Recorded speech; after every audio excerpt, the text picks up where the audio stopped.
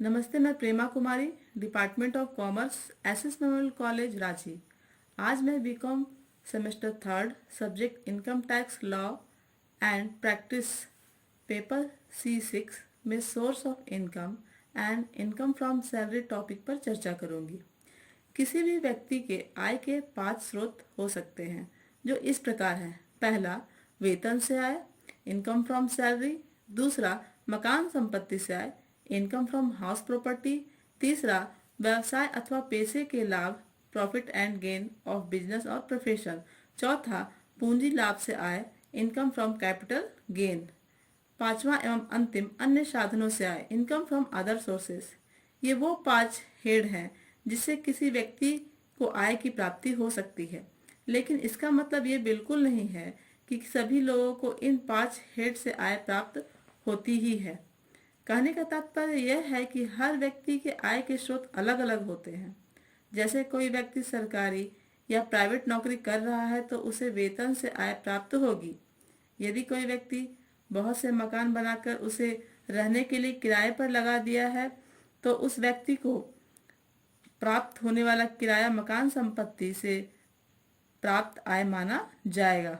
उसी तरह हमारे आसपास बहुत से ऐसे लोग हैं जो नौकरी नहीं करके खुद का अपना कोई व्यवसाय चलाते हैं या कोई पेशे को अपनाते हैं और इसमें उन्हें जो लाभ प्राप्त होता है वह व्यवसाय से प्राप्त आय मानी जाती है।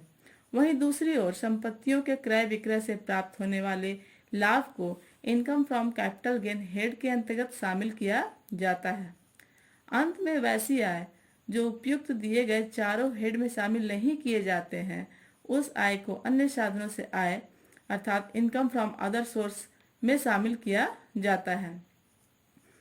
किसी व्यक्ति के आय के स्रोत एक या एक से अधिक हो सकते हैं। उदाहरण के लिए कोई व्यक्ति नौकरी के साथ साथ कोई व्यवसाय भी यदि चलाता है तो उसे वेतन से आय एवं व्यवसाय से आय प्राप्त होगी। इतना समझ लेने के बाद मैं आपको पांचों हेड को एक एक कर विस्तार से बताऊंगी। इस व्याख्यान में मैं केवल इनकम फ्रॉम सैलरी अर्थात वेतन से आय के बारे में बात करूंगी। वेतन, पहले हम ये समझ लें कि वेतन क्या होता है। सामान्यतः शब्दों में वेतन शब्द का अर्थ उस नगद प्राप्ति से है जो किसी कर्मचारी को अपने नियोक्ता से प्राप्त होती है। कर्मचारी वह व्यक्ति है जो किसी के यहाँ काम कर रहा है अर्थात कार्यरत है। नियोक्ता का मतलब जिसने व्यक्ति को काम पर रखा है। आयकर की दृष्टि से किसी नियोक्ता द्वारा अपने कर्मचारियों को उनके द्वारा दी गई सेवाओं के बदले में प्रति माह या समय समय पर जो पारिश्रमिक दिया जाता है वह वेतन कहलाता है। इस पारिश्रमिक में नगद राशियों के अतिरिक्त उन सुविधाओं का मौद्रिक मूल्य भी शामिल किया जाता है जो कि कर्मचारी को अपने नियोक्ता से प्राप्त हुई है और जो कर योग्य भी है। अब हम देखेंगे कि सकल अर्थात ग्रोस सैलरी की गणना कैसे की जाती है। ग्रोस सैलरी का मतलब है जिसमें से अभी कोई भी कटौती घटाई नहीं गई है। कटौतियों को घटाने के बाद जो सैलरी आती है उसे हम कर योग्य वेतन अर्थात टैक्सेबल इनकम फ्रॉम सैलरी कहते हैं। ग्रोस सैलरी में निम्न शामिल हैं। पहला, नगद प्राप्तियां जैसे नगद वेतन या मजदूरी, बोनस, कमीशन, अलाउंस इत्यादि। दूसरा, सुविधा जैसे मकान की सुविधा, नौकर, गैस, बिजली, पानी, शिक्षा आदि की सुविधा। तीसरा, वेतन के स्थान पर लाभ। टैक्सेबल इनकम फ्रॉम सैलरी निकालते समय हमें अलाउंस पर बहुत ज्यादा ध्यान देने की जरूरत है। सबसे पहले हम यह समझ लें कि अलाउंस क्या होता है। एक कर्मचारी को अपने नियोक्ता से मूल वेतन के अतिरिक्त कुछ अन्य नगद प्राप्तियां भत्तों के रूप में प्राप्त होती हैं अर्थात अलाउंस के रूप में प्राप्त होती हैं। अलाउंस वह रकम है जो कर्मचारियों को कुछ विशेष खर्चों की पूर्ति करने हेतु दिए जाते हैं। कर्मचारी के विशेष खर्चे उसके व्यक्तिगत भी हो सकते हैं और अपने नौकरी या कर्तव्य के पालन से संबंधित भी हो सकते हैं। अलाउंस वेतन का ही भाग होता है और कुल वेतन की गणना करते समय इसे शामिल किया जाता है। अलाउंस निम्न प्रकार के होते हैं। पहला, पूर्णतः कर मुक्त भत्ते अर्थात फुल्ली टैक्स फ्री अलाउंस।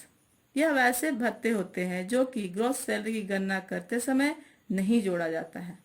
इनके संबंध में यह मान लिया जाता है कि जितनी रकम दी गई है वह रकम कर्मचारी के द्वारा व्यय कर दी गई है। इसमें निम्न शामिल हैं, जैसे travelling allowance, daily allowance, conveyance allowance, helper allowance, academic allowance, uniform allowance इत्यादि। दूसरा, आंशिक कर मुक्त भत्ते अर्थात पार्टली टैक्स फ्री अलावेंस। हम इसे पार्टली टैक्सेबल अलावेंस भी बोल सकते हैं, क्योंकि इसके कुछ भाग पर टैक्स लगता है एवं कुछ भाग पर टैक्स नहीं लगता है।